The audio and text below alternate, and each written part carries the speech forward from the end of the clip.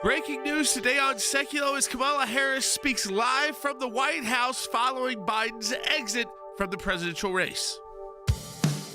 Keeping you informed and engaged, now more than ever. This is Sekulow. We want to hear from you. Share and post your comments or call 1-800-684-3110. And now your host, Jordan Sekulow. All right, so we got back from Milwaukee, and we're going to do convention recap, Logan. Yeah, or absolutely. maybe we are going to do what is the craziest 10 days in politics I can remember in my life, certainly. I mean, I pulled my kids aside. It was like, remember all of these moments. Yes. Because this is I wild. mean, literally yesterday, marking the week ago, or 2 days ago. A week and a day, yeah. Yeah, a week and a day. So we're talking about 8-9 days here. President Trump is shot. Okay, then we go into the Republican convention, which is a very different convention, and I think got a lot of praise. You find out who the VP nominee is going to be, J.D. Vance. You find out, again, you kind of got to see Donald Trump talk first about what it was like to be shot, how it felt on the ground, and when he heard all those people that were worried he was dead, that led to him get up and make that fight statement to just make sure the audience knew. At that point, he was looking out, realizing, I've got to do something so these people here know.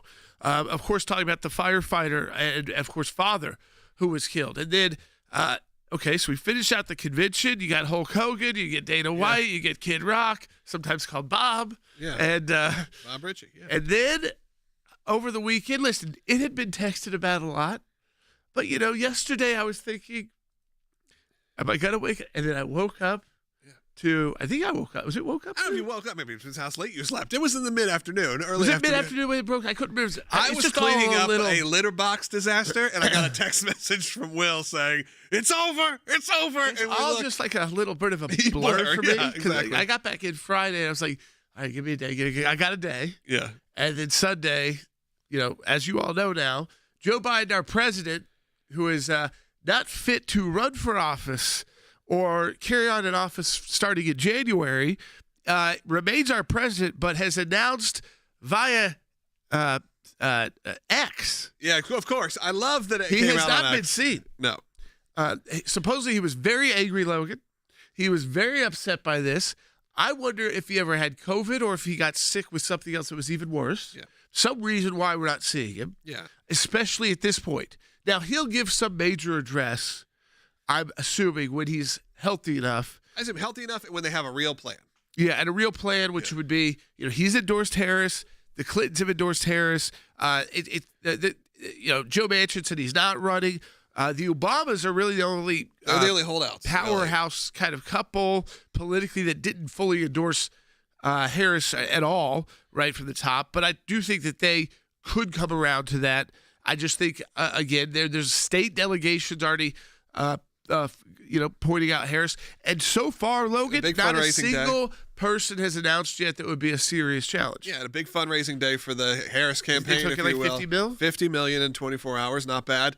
A good kickoff for even a website that wasn't even ready. I mean, that's what you learn is that so few people, I mean, a lot of people speculated the day before. We heard a lot of reports. right. But the fact that we were told the campaigns were not told, that no one was told within minutes They going did the live. classic thing. They had Clyburn out on TV in the morning saying, Oh, yeah, I Joe watched Biden all is the going to be Sundays. the nominee. Yeah. You know, Joe Biden's going to be our nominee. We need to stop the circular firing squad.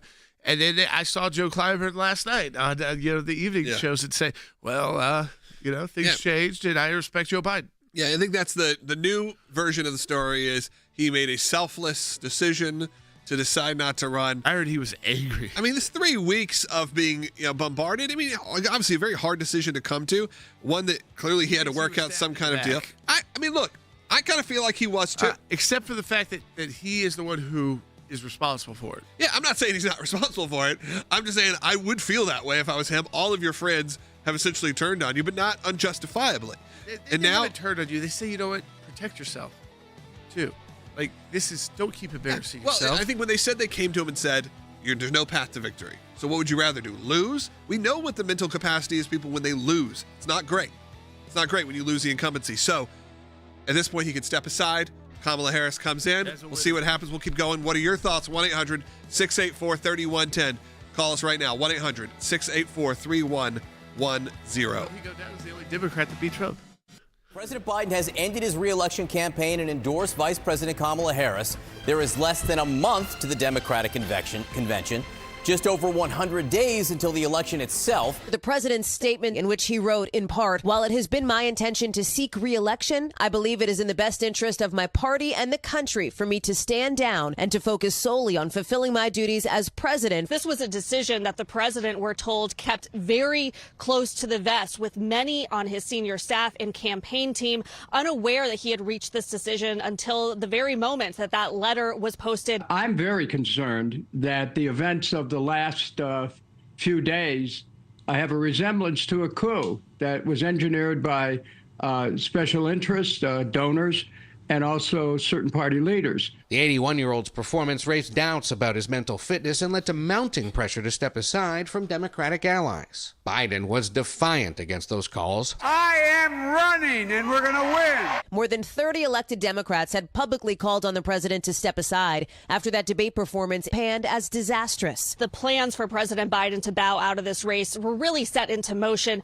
on Saturday evening. That included a sit-down meeting with two of his closest and longest-serving advisors, Steve Ricchetti and Mike Donnellan. In that meeting here at Rehoboth Beach, Delaware, they laid out for President Biden what the polling picture looked like, what the picture looked like when it came to Democratic support. And a source told us that they essentially told the president that the path to victory at this moment was non-existent. He went out kicking and screaming. He did not want this to happen. His own party forced him out, not for good of country, not because they're unselfish, because they know this man had no shot of winning. So now they want a do-over after they destroyed the primary process. All right, welcome back to Sekulow. So, Logan, I think this. Joe Biden had a horrible debate. Yeah. This all stems from that. Nearly a month ago now. And nearly a month ago, he was not able to recover. Every time he tried to do an event, it got worse. Yeah. When he did that pre-taped interview, it was one of the last things he did before COVID with BET, and he described Lloyd Austin because he couldn't think of his name. Yeah. As the Secretary of Defense as the black man. Yeah, it was not good. I was like, I okay. texted you that, then I said, this may be the end. After that and calling Zelensky Putin, those were like the two things that I thought this is, and then obviously called Kamala Harris Trump. Yeah, that was like the bad day. Vice President Trump. That was the day that was hard to recover from. Now, I still was surprised to see it. And what I was surprised to see, like you said, it came out on X. It came out not on letterhead, some weird signature that doesn't even look like his signature. Yeah. It was a very odd, the entire thing was odd. Like, you're right. We haven't heard from him yet. His brother came out and said he's not doing well. Physically, I would not be at all. His brother came back and said he's not doing well physically. He said COVID. He said that we can find the exact quote, but they asked him about it, and he said that he thinks his physical and his, I think the sicknesses, I'll find it, have played into it. I truthfully believe, I'm a betting man, we have a couple weeks left of a Biden presidency. Same here. I think that you will have Kamala Harris as your 47th president because he will step down before, and a lot of Republicans are calling for that. I told you I was kind of mixed on it, whether I think that's a good idea or not, because what I think you're going to have the opportunity, and look, let's not put it past Democrats to how they can handle this, is then you give Kamala Harris a few months as president to run. To be president and to maybe stabilize things. And then what happens? Because are you going to have a situation where you get on that stage and there are a lot of people that are going to vote for her? Let's not go into this blind. I think there are some people going, we laugh it off. Now we're just taking, she's essentially being sacrificed. It could be that way. Yeah. However, there is still a lot of people that will just see. So I told you, if they ran anyone under the age of 70, there are a lot of people that will go, okay, thank God. It's just, we need someone new and fresh. I don't love that it's her, but I don't put it past them putting the right people around her to support her. So just be careful, everybody. Yeah, no, again, we don't know how this is all going to come down. We don't know who the VP will be. We know she's raised a lot of money, and so has the Biden campaign, and that money goes right to her. So she also benefits from all of those fundraisers. Yeah. She was the only person who could benefit from all of those fundraisers because if you would pick someone else, and if you were out there saying, well, why didn't they pick this Democrat or that Democrat? One, they still have a chance to put their name in the hat at the convention. Yeah. This is not her nomination yet, though right now it feels like it. Looking pretty good for her in the month leading up to the convention, unless she has a horrendous month. But here's the problem. They have the hundreds of millions of dollars of hard dollars that we call them in the bank. When you do that, if you were to both leave the race, so both Biden and Harris were out, all they could do with that money of hard dollars, which are very hard to raise because those are the ones that have the limits of $2,600, something like that per couple. Per individual, so $5,200 per couple. That's a lot to get to $200 or $300 million. Yeah. And all you can do is, if you both drop out, is you have to give that money to a super PAC, which then it becomes soft dollars and the dark money stuff. You can't just give that to a different campaign unless you're Kamala Harris and already on that campaign. So she has inherited an unbelievable amount of hard dollars. Yeah. So now Democrat fundraisers can say, let's double down, because we didn't want Joe Biden. A lot of his fundraising people were saying, don't ask me for money anymore. But they've got those people's money now. They're back. And also, you're right.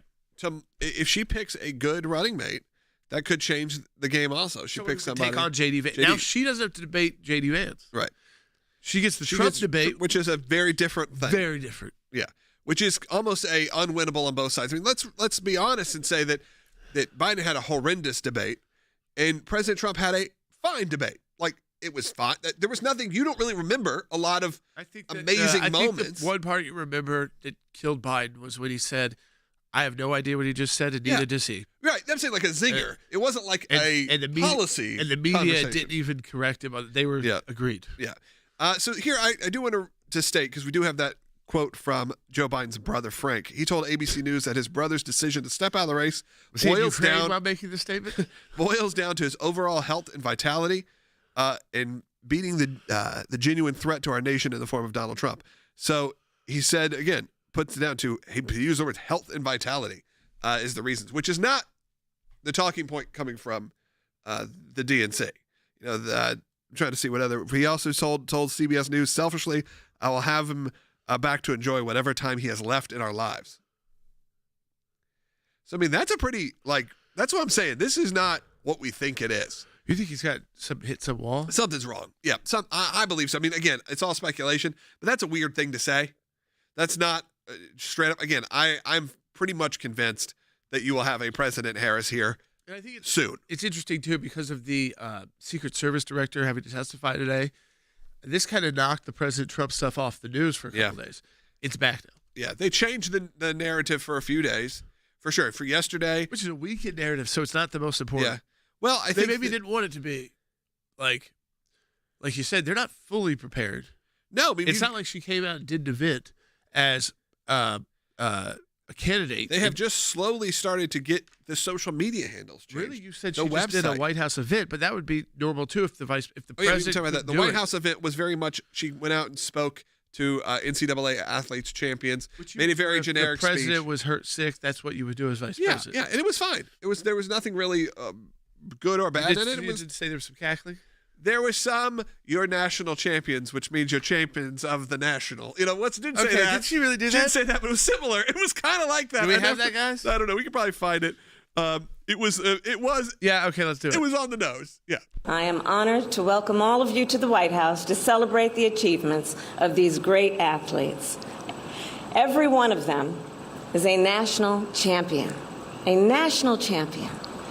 In America, tens of millions of people play a sport as a child, and the best of the best grow up to become national champions. I mean, it does.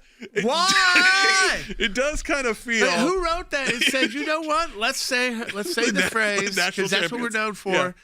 3 different times when you could have said it once. No, she said national champions or champions. Yeah, I think it was national champions. National champions. Every one of them is a national champion. A national champion in America, and tens of million people of children grow up to become national champions. And what sports were these? These were the non-football? A lot of, this was like a myriad of them. And 6 of them are Olympic athletes that were going to be going on to the Olympics. So again, it was a fine event. It was something good to have. But she did the whole. But she did do the Which thing. Which is her people. Maybe that's what she says. Maybe that's her thing. Her thing is she said the thing. The 3 times? Yeah.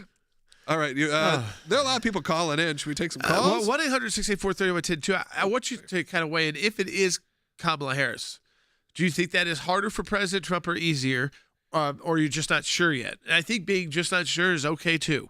give us a call, 1-800-684-3110. Certainly, Kamala Harris came out big in the Biden administration, had a bag of her own coming out into the Washington scene, and so far has gotten kind of Logan moved to these smaller events, like the college champions, and not, at least visibly, not very involved with significant policy. Yeah, I mean, the one thing that she has been sort of the face of, honestly, is the abortion issue. She Of has course. been the person on tour talking about abortion. So with that being such a She's definitely going to be that. tough issue, and look, I was just in Massachusetts. I'm seeing sort of the craziness that's going on there. It is one of the top issues, especially in these liberal states. So she will have that where others do not. Right. So she has been on one of the top, for a Democrat, one of the top ticket items right now. So that's pretty fascinating. I did want to take a minute and look, speaking of the life issue, it is headed towards the end of our Life and Liberty Drive for the month of July. And we need you to be a part of it. We can't do this without you. Right now, all donations made to the ACLJ are doubled. And look, we're with such craziness in the news, whether that was the Trump assassination attempt, whether that was the RNC, and now this. Look, it's easy for things like the Life and Liberty Drive to kind of sneak by. And we are down. We could really use your support right now. So really, I encourage you. We only have 1 week left for this month of July. And your support is crucial for us to engage in all of our vital legal cases. We'll go through some of those a little bit later in the next segment. We can discuss all of those. Some of those are the fight for life. We are fighting the Supreme Court to defund Planned Parenthood as the, what potential Harris administration will say seeks to expand abortion rights. We filed 17 lawsuits against the administration for deep state corruption. Tomorrow we are filing an amicus brief in the appeal of President Trump's New York conviction. We filed a FOIA request to the Biden, I'm reading through them, guys, Biden-Harris Secret Service and the DHS to get answers on the security breakdown and the assassination attempt. So we are engaged in all of these issues that are happening right now, and we really could use your support. So I encourage you, go to ACLJ.org, become an ACLJ supporter right now. All gifts are doubled. So if you give $20, it becomes an effectively $40, and so on and so on. And so many of you become ACLJ champions. We appreciate it. But even if you're a champion, you want to up that for 1 month, go there and make a one-time donation. We really would appreciate it. No matter who you think should be the president, not the president, regardless, the ACLJ needs to be there.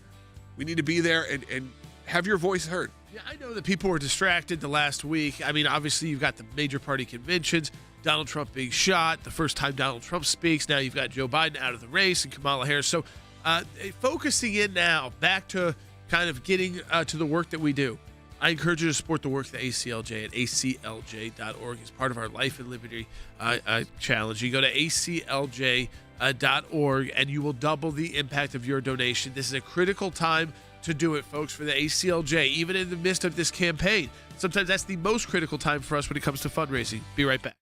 Secret Service spokesman Anthony Guglielmi said, quote, the assertion that a member of the former president's security team requested additional security resources that the U.S. Secret Service or the Department of Homeland Security rebuffed is absolutely false. But 5 days later, the Washington Post said this: top officials repeatedly rejected requests from Donald Trump's security detail for more personnel. Both statements can't be true. Were you guessing or lying when you said you didn't turn down requests from President Trump's detail?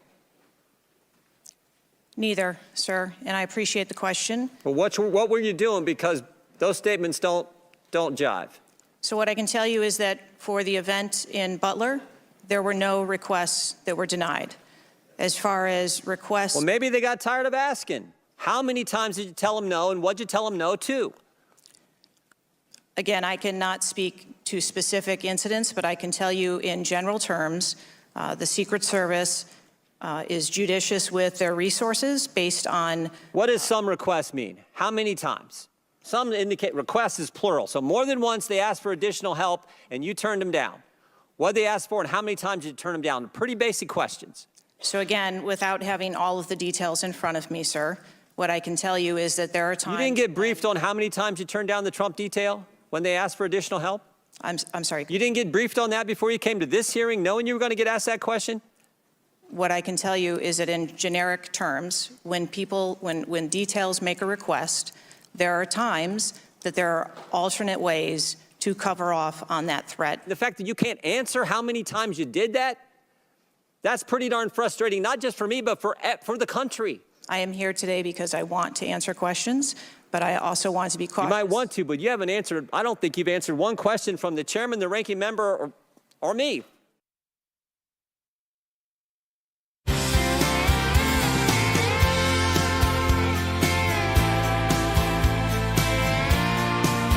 Welcome back to Sekulow. We are taking your calls, 1-800-684-3110.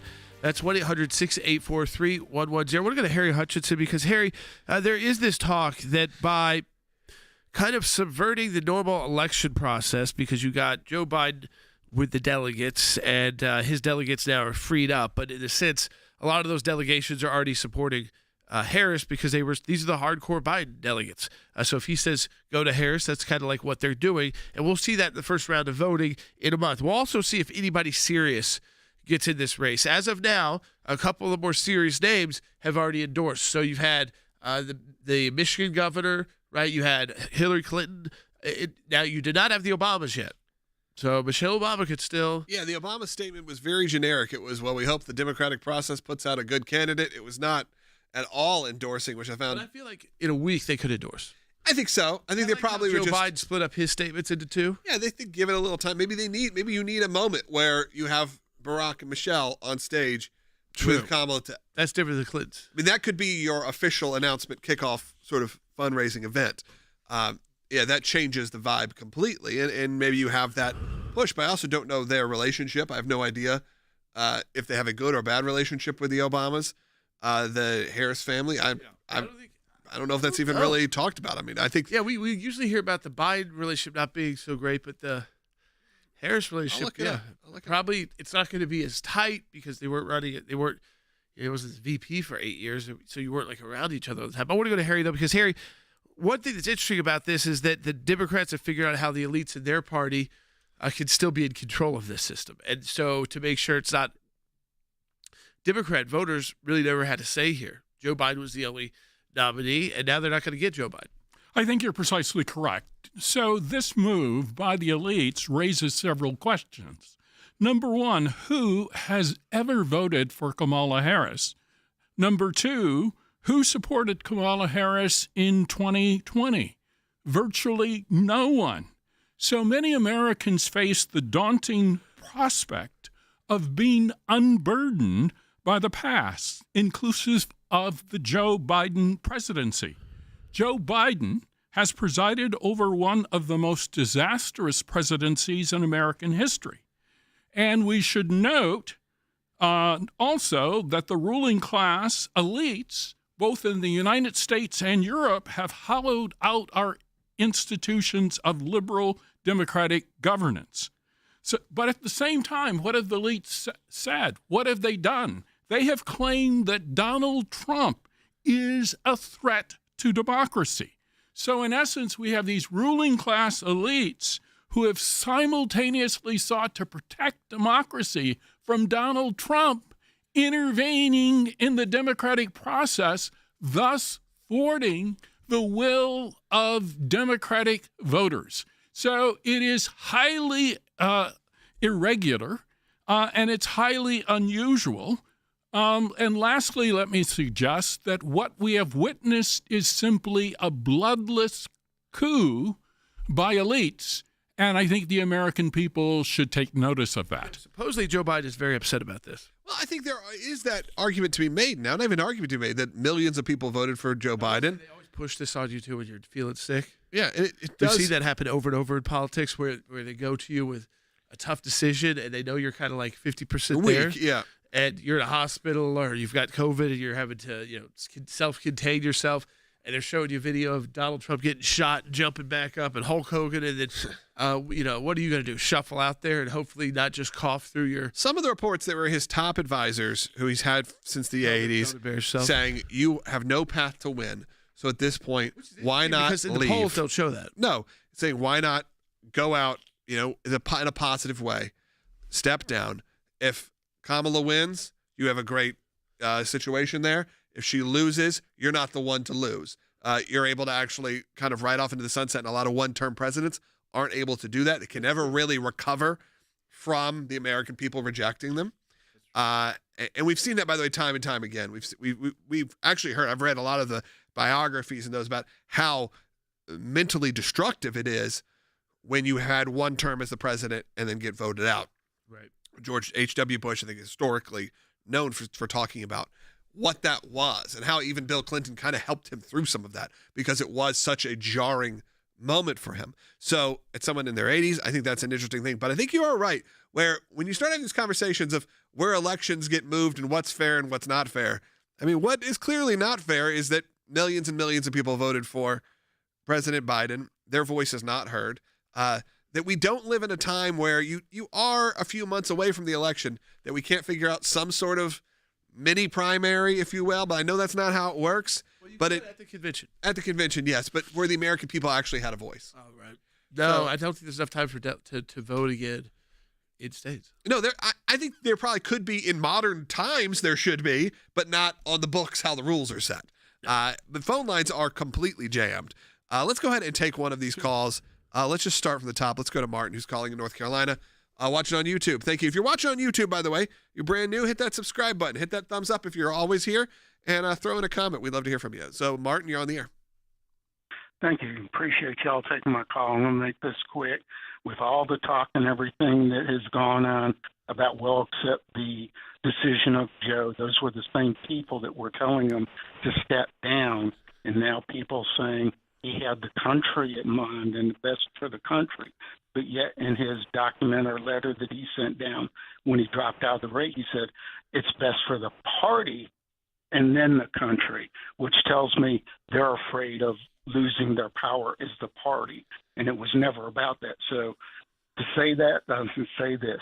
We just need to pray for the government, and we need to get out and vote. Yeah, I think Martin's right in the fact that they will spin this as he did the selfless thing. Right. He decided to, which is, you know what, come up with a narrative that works for you. Whatever, it's politics. It's part of the whole thing. Is we actually hear that from him. Come up with the story. Right, you see what you actually see. But Martin's not wrong that they are scared to lose power.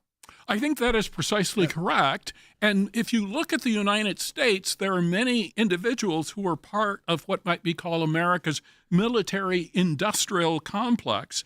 They support the Green New Deal. They support government censorship. They support unlimited immigration by illegal aliens, which drives down wages, but also spurs inflation and higher housing prices, because for them, this advances their economic agenda. And you're seeing this play out similarly in Europe. You have a move to push unlimited immigration in the European community.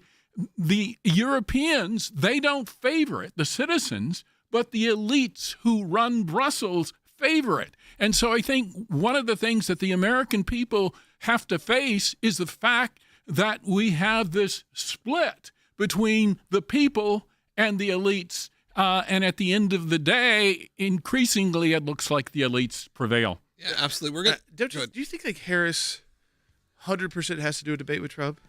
I don't know if you have to. I do think that has to be totally worked out again. Yeah, I think that it could happen, and it probably be, again, another must-see TV moment. So for both of them, it may be worth it. It may be needed when the first polling comes out, and we see if Harris is actually in the running. If she's a few behind. I think she will be. I think she will be too. And if she's behind just a little, then go into the debate stage, maybe a smart move. Hey, we will be back with a second half hour of the broadcast. Don't go anywhere.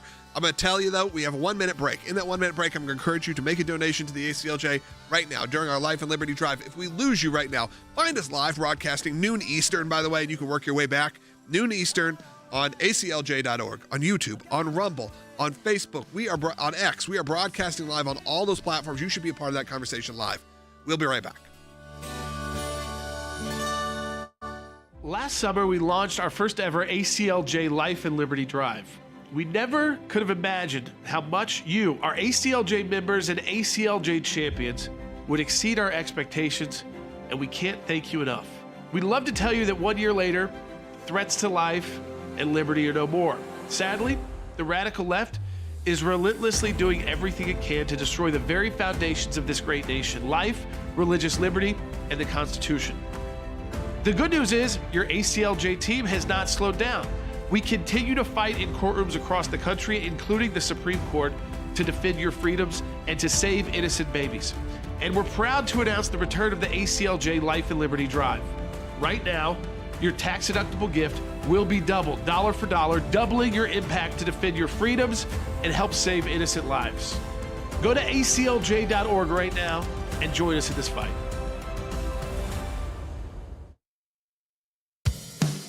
Keeping you informed and engaged, now more than ever. This is Sekulow. And now your host, Jordan Sekulow. So if you're just joining us, you've probably heard this weekend, Joe Biden, this is not a joke, he is not running for president. He is not stepping down. I do believe he should be. I think here's the reason why there. If you're not capable of being president in January, how on earth are you capable of being president right now? It's a few months away. But he's saying it's more about politics, not about his capabilities. He said, he still has the same cognitive ability. He's just not able to express it as well. And of course, he gets more tired now by age, but he has the same cognitive ability to run the country. His own people, this wasn't Republicans. This was Democrats saying, get out. And it was high pressure, Logan, from some of the most influential Democrats when it comes to fundraising, when it comes to politics. And though he says he felt like he was stabbed in the back, the truth is, I think it was his wife and his family that have been stabbing him in the back for the last 2 years, not telling him the truth about how he looks and how bad he sounds. You could have kind of predicted this 2 years ago. I had a conversation with somebody, and I specifically remember them talking about it, saying, I think Harris will be the nominee, and I think she'll be the president and this was 2 years ago. I said, they're not going to just push this and push this. The problem is they pushed it until they couldn't push it, and now can pull a fast one on the American people. Now, there's a lot of discussion of who could be the vice presidential pick for Kamala Harris. And of course, there's always a fun bite that reeks of anti-Semitism that can come out. Obviously, if you're President Kamala Harris, you have the first Jewish first man. So, there's something there. But there have been picks and there have been thoughts. And Governor Shapiro is a name that keeps coming up in Pennsylvania. Not known really on the national stage very much at all. But here's what John King, this is a conversation with John King on CNN, had to say. He's certainly under consideration. I know that from key Harris allies. He's a first-term governor. He's Jewish. There could be some risks in putting him on the ticket, but certainly some of our voters here in Pennsylvania said, hey, we like Governor Shapiro. Give him a look. There could be a risk because he is Jewish. That could be a problem here for the American people. Sad days we live in when that is the discussion point. A lot of names are being thrown out there, and I think Kentucky Governor Andy Beshear, Mayor Pete, who is the transportation secretary. I would put money right now, if I was a betting man, on Mayor Pete being the VP nominee. Interesting. Governor Cooper of North Carolina, Senator Mark Kelly of Arizona, who's an astronaut, Maryland Governor Wes Moore. Kelly would be interesting. California Governor Gavin Newsom. Illinois Governor, I think he's pretty hot there too, J.B. Pritzker. Pennsylvania governors, we discussed Josh Shapiro, but he happens to be Jewish, so that might cause some problems. That's their line, not ours. Just going to clarify that. Senator Raphael Warnock of Georgia, Minnesota Governor Tim Walz, Michigan Governor Gretchen Whitmer. So, listen, those are all names that are decently known inside their state. Some are known a little bit more nationally on both the right and the left. But, usually, Logan, you don't pick a VP nominee until you're real close until you're basically going into your convention. Now, does she feel more pressure, do you think, to pick a VP nominee earlier? Is that why we're talking about VP nominees so much? Because usually the VP nominee, you're going to hold that as tight as you can until the second day of your convention. Well, you're running a full-on campaign, and now I think you do. I think Scott Kelly, I didn't even think about that one. That's a very interesting one. Yep. American hero, if you will, astronaut, a pretty great story in his early 60s. So, it's someone who could actually, fit that mold. I've had many of friends who have had conversations with him. Obviously, he's a Democrat, obviously very liberal, but has mass appeal. That is a very interesting one that I could see. Yep. We'll take your calls. We come back from this break at 1-800-684-3110. Keep those calls in. Support the work of the ACLJ, Logan, with our Life and Liberty Drive. You can double the impact of your donations if you make those donations during our Life and Liberty Drive at aclj.org. That's aclj.org. And Logan, this is a really critical time for the ACLJ. It's been 10 bizarre days. Obviously, I know people's attention have been elsewhere, but we are taking this and we're going to explain it to you as far down as we can. So go to 1-800, go to aclj.org, Logan, and make sure people are part of our Life and Liberty Drive and double that impact. Yeah, and yes, go to aclj.org, do that today. And I needed to clarify, it's Mark Kelly, husband of Gabby Giffords. That's what I said. I'm messed up there. Apologies. I did. They're twin brothers, twin astronauts. So just to clarify that. But yeah, go to aclj.org, support the work. Rick Grenell's joining us in the next segment, and then we're going to take the most important voice in the room, and that's yours, coming up in just a few minutes. The big question for Democrats today, what now? With the clock ticking toward the Democratic National Convention in Chicago 4 weeks away, President Biden's historic decision to stand down and endorse Vice President Harris could give her a critical head start against potential rivals. Harris made her own bid for the White House in 2020, but dropped out of that race before primary voting. Her campaign plagued with issues. The party will aim to pick a nominee in a virtual roll call in as soon as 2 weeks. To win on the first ballot, Vice President Harris must earn a majority of the 3,900 delegates. If she fails to do so, the primary would open up to other candidates. Right now, at least, not that much different. Take a look. This is an average of the 10 national polls that have come out since that debate last month. Yeah, Trump at 47, Harris at 46. If you ran this same average, Biden versus Trump, it was a 2-point Trump lead. So very, very slight improvement to start out. But obviously, that's something that's within the margin of error there. Democrats are really kind of starting in the same place. She's also taken on immigration. In 2021, President Biden tasking her to lead the diplomatic efforts with 3 Central American countries to address the root causes of migration. The White House praising her work. But after migrant encounters hit record levels before decreasing, Republicans hit Harris on the hot-button issue. Kamala had one job, and that was to fix the border. Now imagine her in charge of the entire country. Her horrendous history here in California. They're going to be talking about her job as border czar. They're going to be talking about her war on American energy. These are all issues that are really important to American voters right now. And California Democrats will be able to tell you just as well as anyone else in the country that she's not ready for prime time.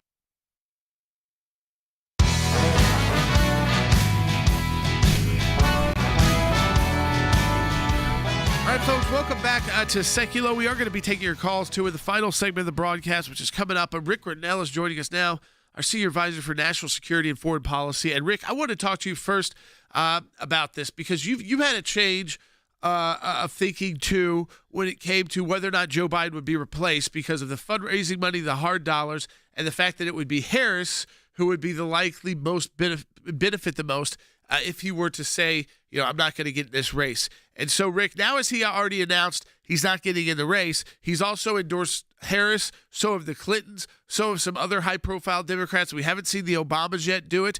But how likely do you think we are at this point to see Kamala Harris as the presidential candidate who takes on Donald Trump? Well, it looks like we're moving in that direction. I mean, she, last time she ran for president, she didn't win a single state.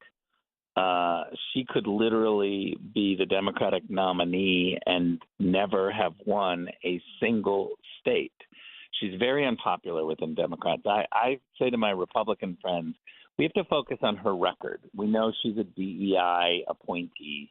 That's the way we do it in California. You've got the straight white male at the top, Gavin Newsom, handing out little crumbs to all these different groups. You wait your turn, and then you're supposed to clap and be thankful when he hands you an appointment. And the reality is she's completely unvetted and unqualified.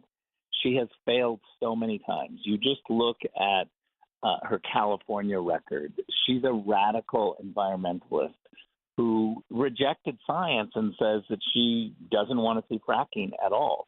Even the Obama administration came around on fracking after looking at the science. But that message needs to be shared widely in Pennsylvania. She's absolutely against fracking. We saw, as Attorney General, Kamala be very aggressive about ensuring that there was no liquid natural gas terminals built in California. She was successful there. We still don't have an LNG terminal.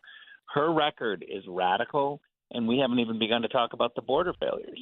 No, she's come after the pro-life community in California. She was the one that wanted to make pro-life pregnancy centers have to advertise for free abortions. Remember, she said, if you want to survive, you've got to put up a sign and you've got to tell people where the closest free abortion is. This is for pro-life pregnancy centers. So she's part of that whole move to shut them down. Yeah, and I was in Massachusetts over the weekend, and there's a big push right now against pro-life pregnancy centers.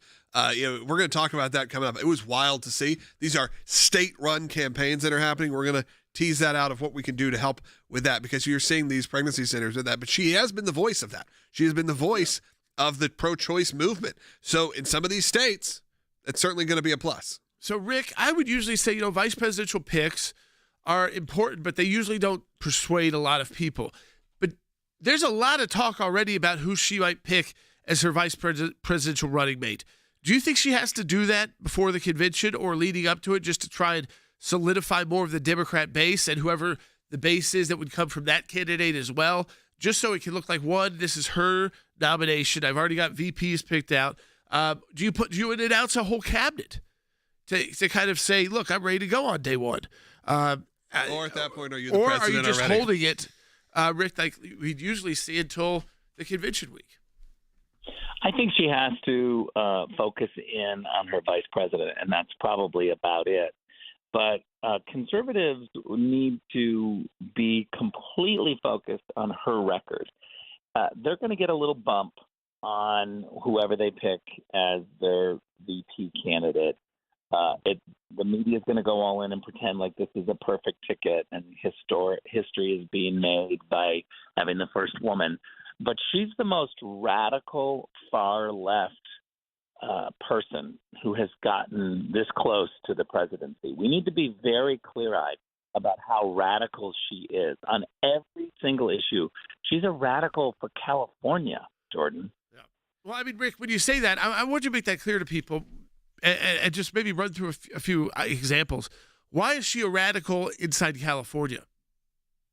Well, with inside California, the entire state is controlled by Democrats. So what she's been able to do is literally take every radical lefty idea that has failed, and she's been the champion, whether it's on the environment, whether it's on shutting down all energy production, whether it's on abortion, whether it's on trying to raise the minimum wage to crazy levels that doesn't even consider businesses. She has no idea how an economy works. All she does is race to more legislation that would be more radical and more lefty, very anti-business, because all she does is come up with new ideas that really strangle small business owners. She has no idea how they make a paycheck, how they make a budget, but she doesn't care. She's got DEI programs everywhere, and she's really proud of it. Rick, do you think, with the VP choice she'll end up making, do you think she has time to try and recast herself to the American people? If Joe Biden were to, let's say, let her have the presidency for 6 weeks going into the election, would that give her the ability? I mean, yes, it gives her a lot of extra work. I think it'll be longer than that. But yeah. But like to give her the ability to just have that kind of sheen of the presidency and more decision-making power. Though, of course, I think a lot of people are going to point to inside the White House, we know that Rick, Biden has not been running things. And we're getting that confirmed now. But we also know Harris wasn't either. It was their political advisors, Rick, that were running the country and probably running a lot of the conflicts we see around the world. Yeah, look, you look at her performance at the Munich Security Conference, which some reporters will try to say that, she read a really good speech. But once again, her personal meetings were a disaster. When she's off script, it's literally pathetic. She can't put two sentences together. She doesn't understand follow-up questions. The media are going to try to repackage her with her vice president pick, but we have to stay focused on her record. She is a radical far left. And to be honest, she should be labeled far left. If the media are going to label some people far right, then it goes without saying that there's a far left. And she is 100% the example of radical far left. Yeah, I honestly think, Logan, that this radical far left is who pushed Joe Biden out, too. Yeah, I think you're right. They thought he may have done his job against Trump, but that he was too likely to fail in that job against Trump this time. Yeah, and then a moderate would not really, and you'd say moderate, Joe Biden, original moderate, I'd say before he was sort of kowtowing to Democrats. He wasn't even kowtowing. He was just had a bunch of advisors around him saying what he was doing, Rick. I mean, let's go to that issue because our national security is at play. Can Joe Biden really come to the country when he speaks, I would guess this week, and say, Rick, on the one hand, I'm not running again, so I'm done in January. But on the other hand, I think I'm totally fine to finish out a term while there's two major wars going on in the country, in the world. Yeah, look, what's very scary right now is with these wars, with these threats, we had a Russian ship literally off the coast of Cuba. We know that our enemies are watching this moment and are planning. And I don't have a good feeling knowing that Joe is going into the sunset and Kamala is somehow watching what's happening. I don't believe that she's got any national security experience that would give anyone a sense of calm about the crisis that is brewing around us. So, again, let's focus on her record. She was given the border. She was given a task to look at the triangle countries to figure out why immigration was coming from these countries. Why was it coming up through Mexico into the United States? She didn't do it. She was given a task, and she didn't come up with the reason. Now let's just hold her to account. She completely failed. Thank you, Rick, for joining us today. We'll have your analysis. Yeah, in Minnesota, at Milwaukee. Yeah, in Milwaukee. We'll have a lot more to cover coming up with Rick, I'm sure, in the coming weeks, as it's sure to get crazier and crazier. I want to encourage you right now, before we go to the next segment. The next segment, all of you are on hold right now. Bill, Diane, Don, Linda, Mary, and Gray. Stay on hold. We're going to get to as many of you as we possibly can, maybe even some more. So stay on hold. But we have 1 minute before break. I want to tell you right now, our work has never been more vital. No matter who the left chooses to run for presidency, the agenda to attack the Constitution and your rights to life and liberty will not end. But we can fight back, and we can fight back with your support. We can't do it without you, and we have to do it with you. It's why we created our Life and Liberty Drive, and during the Life and Liberty Drive, every gift you give will be doubled. So please go to, right now, ACLJ.org. If you're watching online, you can scan the QR code that you see on the screen. Pull your phone up, scan it. We'll take you right to the donate page. We are involved in so many different legal cases. We're involved in the media in an aggressive way. And we can't do that. We can't have this amazing team of experts without you. We only have 1 week left in our July our Life and Liberty Drive. Be a part of it right now. Your support is crucial for us to engage in these legal cases and in the media. So go to ACLJ.org right now. Encourage you one more time. Have your tax-deductible gift doubled, matched, right now. ACLJ.org. Coming back with your calls. President Biden has ended his reelection campaign and endorsed Vice President Kamala Harris. There is less than a month to the Democratic convention. Just over 100 days until the election itself. The president's statement, in which he wrote, in part, "While it has been my intention to seek re-election, I believe it is in the best interest of my party and the country for me to stand down and to focus solely on fulfilling my duties as president." This was a decision that the president, we're told, kept very close to the vest, with many on his senior staff and campaign team unaware that he had reached this decision until the very moment that that letter was posted. I'm very concerned that the events of the last few days have a resemblance to a coup that was engineered by special interests, donors, and also certain party leaders. The 81-year-old's performance raised doubts about his mental fitness and led to mounting pressure to step aside from Democratic allies. Biden was defiant against those calls. I am running, and we're going to win. More than 30 elected Democrats had publicly called on the president to step aside after that debate performance panned as disastrous. The plans for President Biden to bow out of this race were really set into motion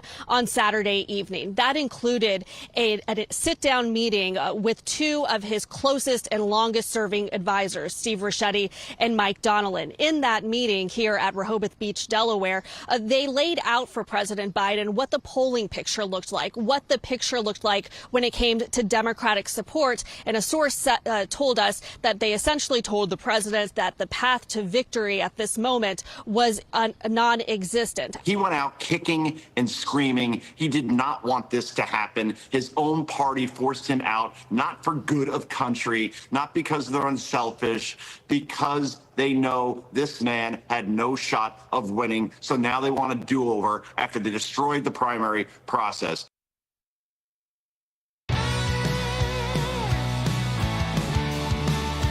All right, folks, welcome back. That's just Sekulow. I want to get to your phone calls at 1-800-684-3110. Logan, let's do it. Yep, let's start off just from the top. People want to hold the longest. Diane in New Mexico, you've been on hold for a while.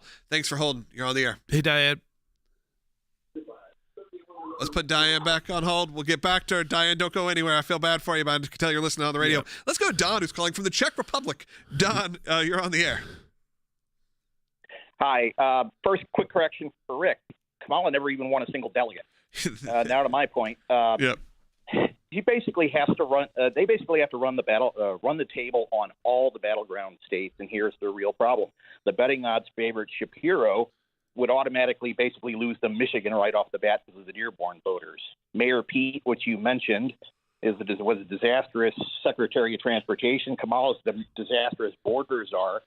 We're sitting at a point where nobody helps them on that map to maybe take more than one or two of the battleground states. And they need them all. And on top of that, they're in a situation where they're probably only going to take Minnesota and Illinois in the entire center of the United States. Well, Don, I think it's interesting because you bring up that these people have all had disastrous performances, but look how quickly they all endorsed Kamala Harris. After saying there's no way she could be it, within a few hours it was endorsed by some of the biggest names. The Obamas really being it. Every celebrity got on board. It happened almost immediately. So to say that, yes, do I agree with you that they've had tremendously bad records? Of course. But that doesn't mean the PR spin can't be changed to look at these heroes, look at this historic ticket, as Rick said, which will be, by the way, a very convincing thing. When I told my kids, hey, when they're watching news, Kamala Harris will be potentially the presidential nominee, my daughters both said, so this could be our first female president. They were excited. Obviously, they're excited. There could be a lot of people who, yes, may be thinking like a kid would think, in the sense of could be a big moment for the country, not unlike an Obama presidency where people get behind it. So when you talk about her record and the fact that she's very unpopular, I think we should play this clip from Bill Maher real quick. I don't know if Bill Maher, as much as I have always enjoyed his commentary, is correct. Let's go ahead.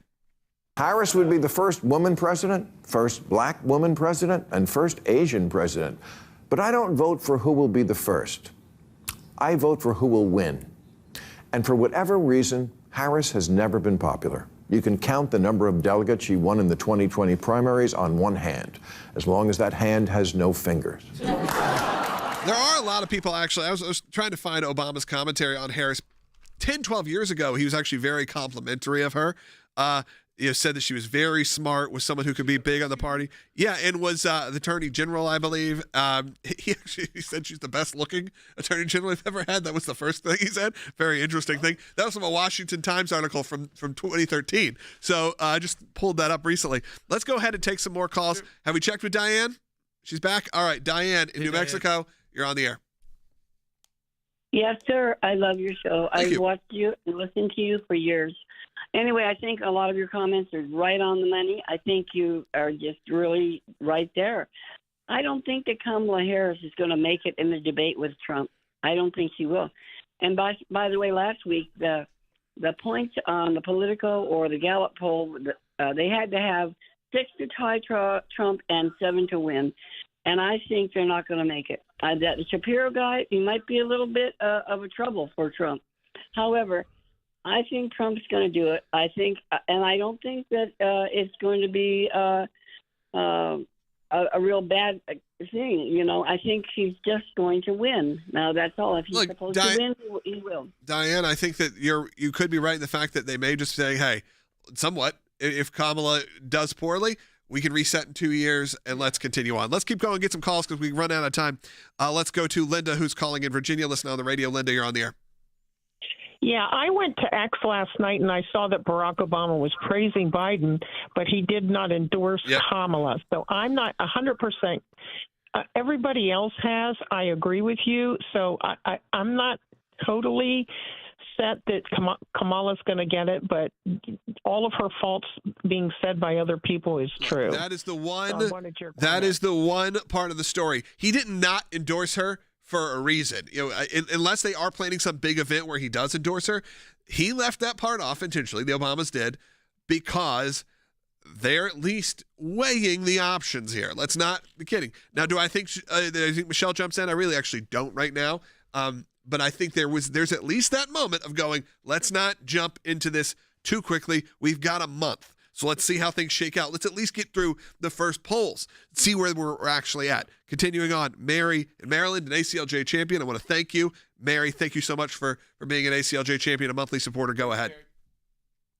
Oh, I just love you guys. You are so great, but I'll get on with this. My main concern is not that if we have an honest election that Trump won't just slay everybody else. But my concern is that there is, at the present time, current legislation in the Senate that all they have to do is attach it to some other resolution. And if it passes, illegal aliens will be able to vote. And they'll be bringing them in by the cartload. So if that happens, we're sunk. At the municipal level and at the state level, some states have allowed those who are not permanent citizens, whether they're illegal or green cards, to actually vote in elections. Not in federal elections. So as of now, that legislation has not moved forward to allow those who are not citizens of the United States to cast votes for federal officials. Let's go ahead and continue on. Gray is calling in North Carolina, watching on Rumble. Gray, you're on the air. Hey, Gray. Yeah, well, thank you. Actually, I originally was going to say I can't wait for the debate. It'll be the most highly watched things on TV. But I'm from North Carolina. You mentioned Cooper. I have no idea how he got reelected. He like stuff he puts in. North Carolina is mostly red. The Congress or whatever they call it is mostly red, and they override his veto. Yeah, Gray, I think that's an interesting comment about that for North Carolina, but I do think you're right on the debates. It will be another historic. I mean, we saw the record-breaking night at the RNC. I think you'll have record-breaking debates if they are to happen. We'll see. Last call of the day, Bill in Wyoming. All right. Bill, take us home. Yeah, thanks a lot. I just have two quick thoughts. First one is when an announcement was made about Biden stepping down, I kept hearing the media say, well, it looks like Harris is going to be the next qualified person for candidacy. And next, if she gets elected, we're going to be seeing more of the same things that's been going on with the Biden administration. I agree. I think she'll keep a lot of that team. Yep. She's not going to have time to restaff completely. I mean, she's got a few months here. Yeah, and that's why I think he's probably one of the big reasons why he's not resigning this week, is because she's got to get her ducks in order to run a campaign that she hasn't been running. Well, no matter who they're going to run, the ACLJ's got to be there to get your voice heard. And I'm going to encourage you right now, before we wrap up this show in the last minute, throw that QR code up on the screen. I'm just going to ask you right now, I don't care if you leave our broadcast right now, pull out your phone, go to that QR code, or just go to aclj.org and make your donation. Again, with such big news, we have been running a little behind on this Life and Liberty Drive. I'm just going to be honest with you all, because look, it was a tough week, whether that was from the Trump assassination attempt, then the RNC, and now President Biden. We're going to have a new president. Regardless, we're going to have a new president this year, which is, obviously next year, but new president elected this year. That is pretty wild. That changes the game for a lot of people, but we have to be there. We can't be there without you. So I'm going to encourage you right now, as we end this show, to think about it, pray about it, support the work of the ACLJ, support the media efforts of the ACLJ. You can do that, support the entire team. This ACLJ is built on the backbone of small $20, $30, $40 donors. We need you right now, aclj.org, or scan that QR code to be a part of this movement right now. All gifts are tax deductible, and all gifts are doubled through the month of July. Talk soon.